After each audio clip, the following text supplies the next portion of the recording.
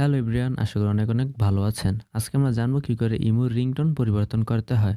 কারণ ইমোর যে ডিফল্ট রিংটোনটি আছে সেটি আর শুনতে সবসময় ভালো লাগে না। তো আজকে আমরা জানবো কী করে ইমোর রিংটোন এবং নোটিফিকেশন টোন পরিবর্তন করতে হয়। তাহলে চলুন শুরু করা যাক মেইন এপিসোড।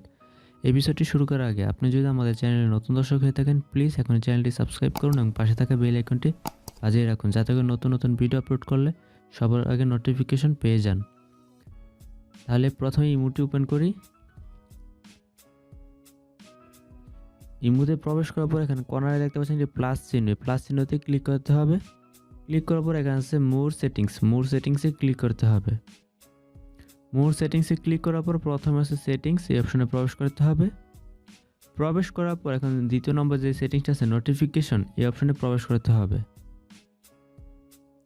দেন প্রবেশ করার পর এখানে আছে কল সেটিংস, এই অপশনে প্রবেশ করতে হবে। কল সেটিংসে প্রবেশ করার পর এখানে দুটি অপশন আছে, একটা আছে দ্বিতীয়টি হচ্ছে নোটিফিকেশন টোনস এবং সর্বশেষ আছে কলার টোন। প্রথমটি যে সেটিংসটি এটি হচ্ছে ডিফল্ট রিংটোন দেওয়া আছে, এখান থেকে আপনারা চাইলে পরিবর্তন করতে পারবেন। আমি দেখাই আমার ডিফল্ট রিংটোনটি। এটি হচ্ছে আমাদের নোটিফিকেশন ডিফল্ট, অথবা এই টোনসটি আমাদের কলেও থাকে। তো এটি কী করে পরিবর্তন করতে হয়, এখন নিচে দেখতে পাচ্ছেন অনেকগুলি টোনস আছে, আপনারা এখান থেকে পছন্দ মতো যেকোনো একটি টোনস দিয়ে দিবেন।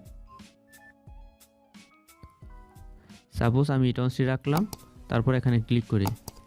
ক্লিক করার পর এখন ব্যাকে চলে আসে। এখন দেখাবো আপনাদেরকে কি করে কল টোনস পরিবর্তন করতে হয়। তার জন্য এখানে আছে কলার টোন, এখানে ক্লিক করতে হবে।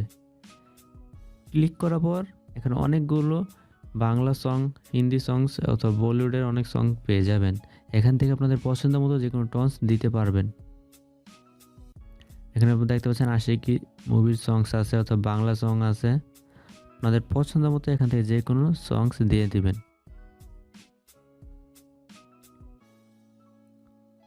এখানে ক্লিক করলে অটোমেটিক আপনাদের টোনসটি অ্যাড হয়ে যাবে।